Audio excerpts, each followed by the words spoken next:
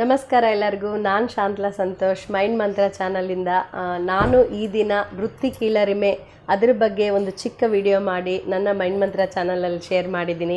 ಹಲವಾರು ವ್ಯಕ್ತಿಗಳು ಅವರಿಗೆ ಇಷ್ಟ ಇಲ್ಲದ ವೃತ್ತಿಯಲ್ಲಿ ಹಲವಾರು ಕಾರಣಗಳಿಂದ ಜಾಯ್ನ್ ಆಗಿರ್ತಾರೆ. ಅವರಿಗೆ ಬೇಜಾರಿರುತ್ತೆ, ನಾವು ನಮಗೆ ಇಷ್ಟವಾದ ಕೆಲಸಕ್ಕೆ ಸೇರೋಕ್ಕಾಗಲಿಲ್ಲ ಅಂತ. ಈ ಕೀಳರಿಮೆ ಬೇಡ.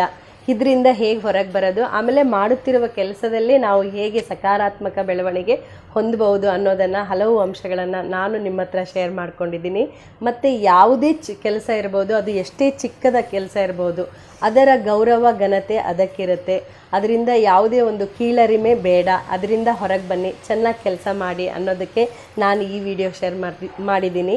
ಎಲ್ಲ ಯುವಕ ಯುವತಿಯರಿಗೂ ಮತ್ತು ಮಧ್ಯವಯಸ್ಕನಲ್ಲಿರುವವರಿಗೆ ಈ ವಿಡಿಯೋ ತುಂಬ ಉಪಯುಕ್ತ ಆಗುತ್ತೆ. ಆದಷ್ಟು ಎಲ್ಲರಿಗೂ ಶೇರ್ ಮಾಡಿ. ನಿಮ್ಮ ಏನೇ ಕಮೆಂಟ್ ಇದ್ದರೂ ಸಹ ನನಗೆ ತಿಳಿಸಿ. ಮತ್ತೆ ಮುಂದಿನ ಸರಿ